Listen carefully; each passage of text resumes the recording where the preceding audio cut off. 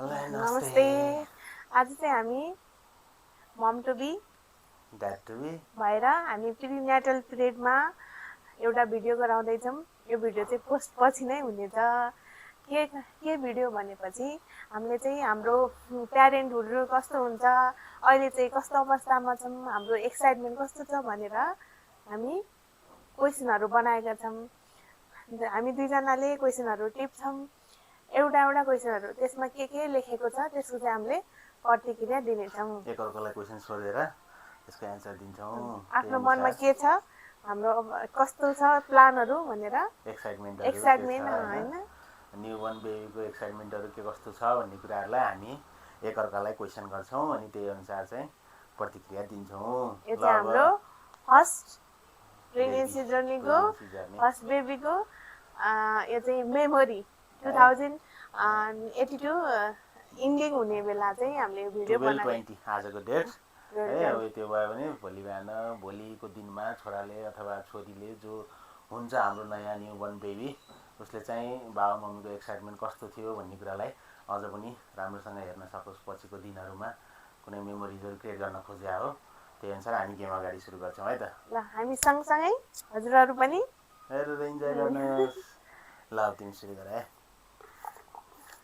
क्वेसनहरू के छ है त। ल जे नि हुन्छ चाहिँ तिमीलाई थाहा छैन।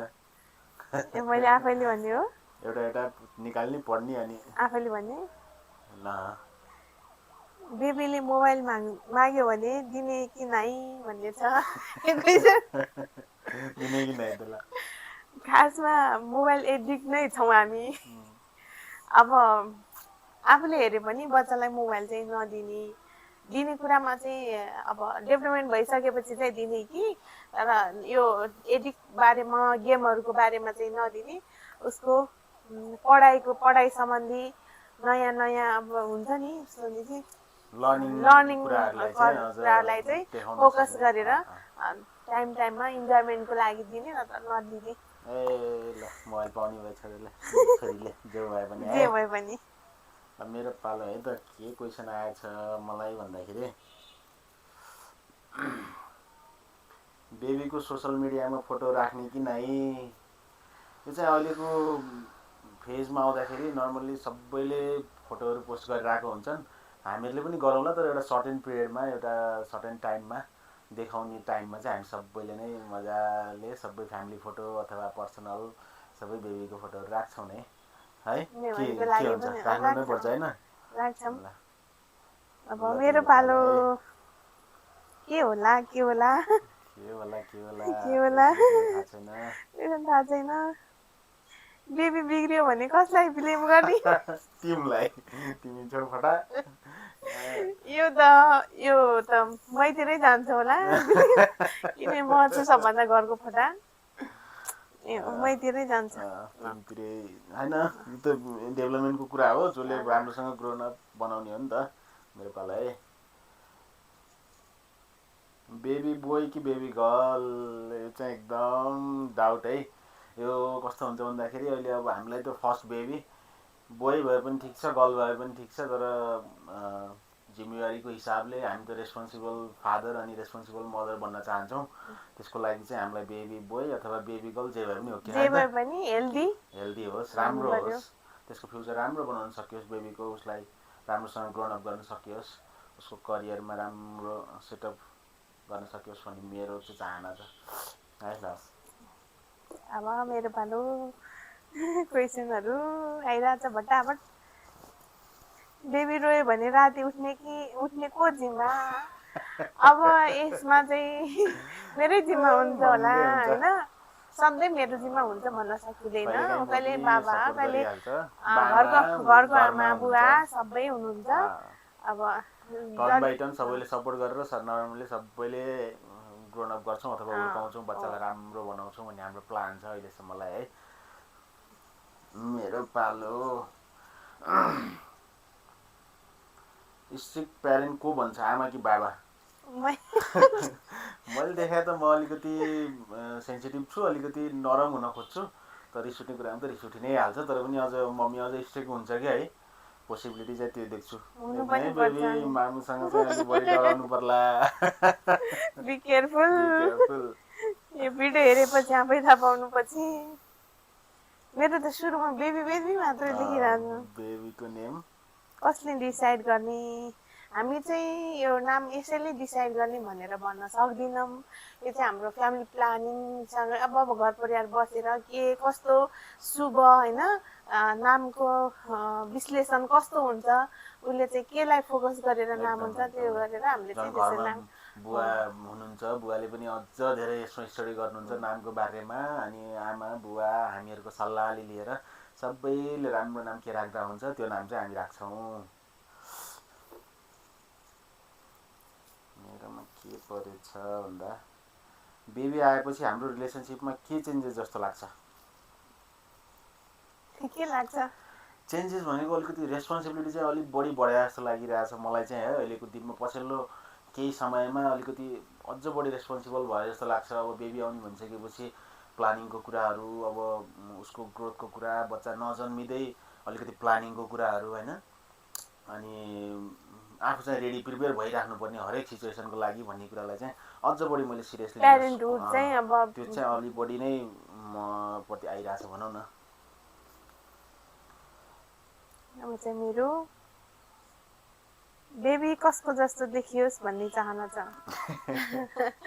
यो चाहिँ खास गरी बाबा जस्तै देखियोस् भन्ने छ मेरो चाहना चाहिँ किनभने चाहिँ माइन्डदेखि लिएर हरेक चिज मेरो जस्तो होस् मम्मीको जस्तो बडी स्ट्रक्चर अलिकति डिम्पल पनि आओस् है जसको आउँछ मामुको छ आँखा चाहिँ बाबाको अनि अलि एक्टिभ होस् छोरो अलि इन्टेलिजेन्ट होइन अब जस फेस यस्तो यस्तो हेर्दाखेरि चाहिँ बाबा जस्तै आओस् हल्का मोटोपन चाहिँ म जस्तो होस् त्यही मात्रै हो ब्युटिफुल जे होस् एकदम स्मार्ट होस्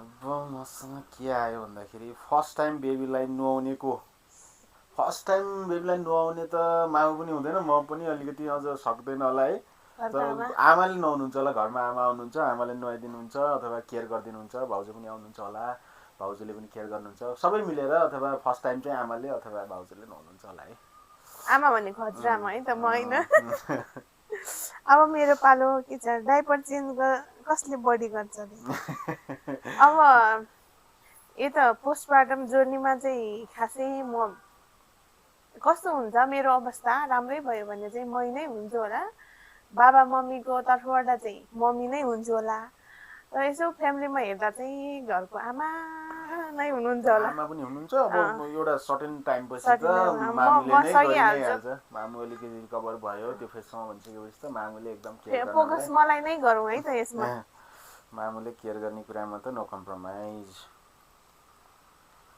बेबीसँग फर्स्ट आउटिङ कहाँ लैजाने यो चाहिँ मैले चाहिँ अझै सोचिसकेको छैन है बेबी अहिले चाहिँ कस्तो टाइममा छु भन्दाखेरि बेबी चाहिँ जतिसक्यो राम्रो बनाऊ जतिसक्यो ग्रोन अप अहिले बेबी चाहिँ हेल्दी बच्चा जन्मियोस् जस्तो होस् त्यसपछिको टाइममा चाहिँ बाबा आमा म फ्यामिली सबै मिलेर परिवार आउटिङ चाहिँ घुम्न जान्छौँ हामी केही टाइमपछि अथवा एउटा भ्याकेसन टाइम मिलाएर दसैँ तिहार अथवा सर्टेन एउटा ग्यापमा त्यही त होला मेमोरीको लागि होइन अब यस्तो हो हाम्रो फर्स्ट आउटिङ भन्नाले पनि अहिले हामीले काठमाडौँतिर बसिरहेछौँ आउटिङै भन्नुपर्दा सुरुमा आउटिङ भन्नुपर्दा चाहिँ हामी घर जान्छौँ होला नेपालगञ्ज ल्यान्डिङ भएर घरै जान्छौँ त्यही हो अनि त्यसपछि हामी पछि अलि डेभलपमेन्ट भइसकेपछि घुम्न जान्छौँ अलि टाइमपछि हामी घुम्छौँ नि जस बच्चा पनि विकसित भइसकेपछि घुम्न जान्छौँ मेरो पालो भर्खर तिमीले पढायो नि त आउटिङको कुरा होइन ल ल यही ल्याउँ त बेबीलाई कुन स्किल सार्नेदेखि सिकाउने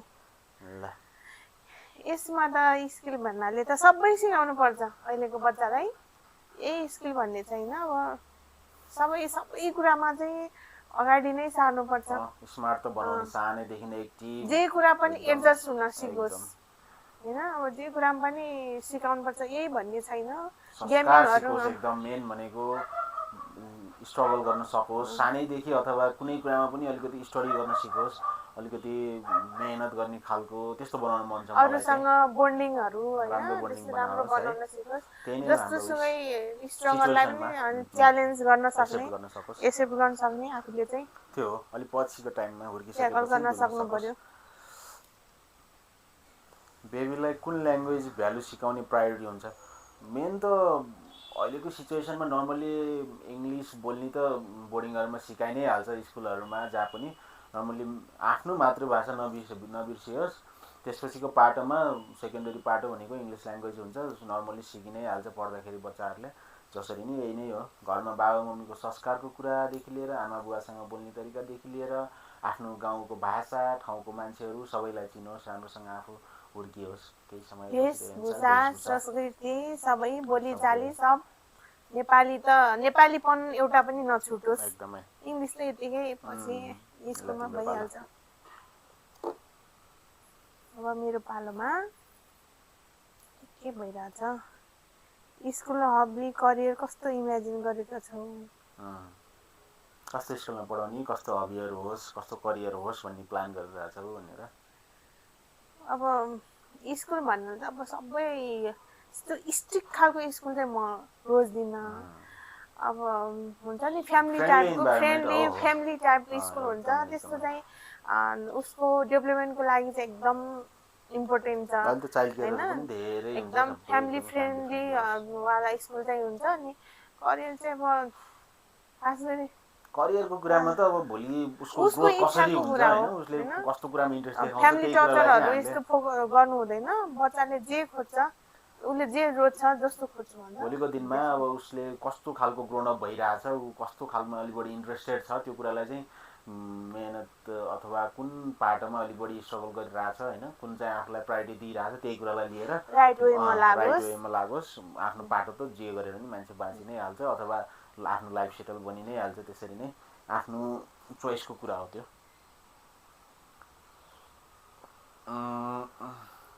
हाम्रो बेबीको फ्युचरको लागि सबैभन्दा ठुलो सपना के हो सबैभन्दा ठुलो सपना भनेको बेबीको खुसी उसलाई केयरिङदेखि लिएर उसलाई उसको इच्छा आकाङ्क्षाहरूदेखि लिएर राम्रो वे राम्रो संस्कार राम्रो प्यारेन्टल केयर अनि कसरी ग्रोन अप भइरहेछ उसको हरेक इच्छा आकाङ्क्षाहरू पुरा गर्न हामी एकदमै तत्पर हुनेछौँ तर राम्रो वेमा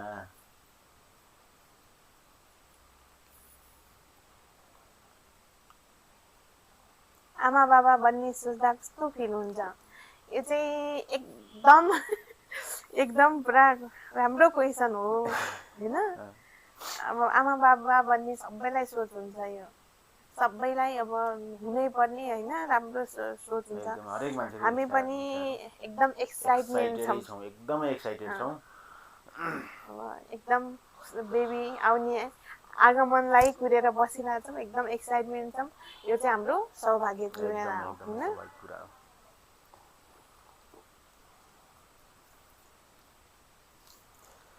बेबीले मामा कि बाबा भन्नुहोस् भन्ने चाहना छ मलाई त नर्मली बाबा नै भन्नुहोस् न बाबा नै हुन्छ तर पहिलो बच्चाले मामा भन्न सिक्छ रे आमा भन्दा नि मामा मामा बाबा मामा आमा भन्न सिक्छ भन्न छ बाबा नै भन्छ छोरीले बोल्न सिकोस् राम्रोसँग ग्रोन अप होस् जे भने नि खुसी छौँ हामी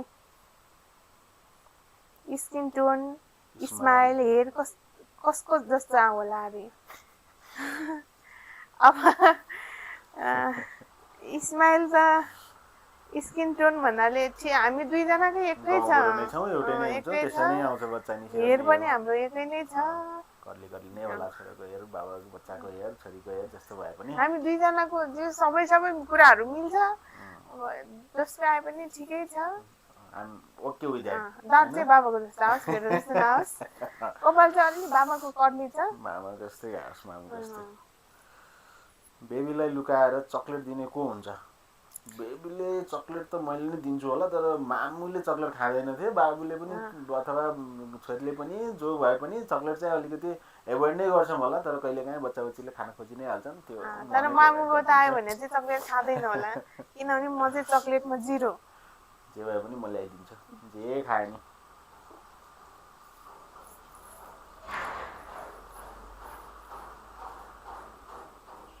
हामी बेबीलाई सिकाउने चाहेको सबैभन्दा इम्पोर्टेन्ट कुरा के हो?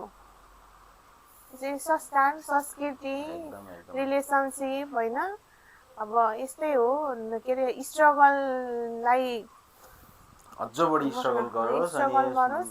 आफ्नो संस्कृति, आफ्नो ठाउँ, आफ्नो पहिचान नबिर्सियोस्, बाबा मम्मीलाई नबिर्सियोस्, आमा बाबालाई जस्तोसँगै सबैले कठिनाइ परिस्थिति समस्या आए पनि त्यसलाई फेस गर्न फेस सकोस्, गर्न सकोस्, क्षमता होस्। सबैलाई चिनोस्, मान्छे आफ्नो मान्छेको पराई मान्छेको छुट्याउन सकोस्, त्यही नै हो। मेरो लागि अर्को क्वेसन छ, बेबी आउँदा तिमीलाई सबैभन्दा पहिले के भन्न मन छ? बेबीलाई एकचोटि हेरेर म त खै रुन्छु होला एकदम इमोसनल छु हेर्दै बच्चालाई हेरेर आफू एकदमै एक्साइटेड हुँदै आई लभ यु भन्छ होला, आई लभ यु बेबी भन्छ होला।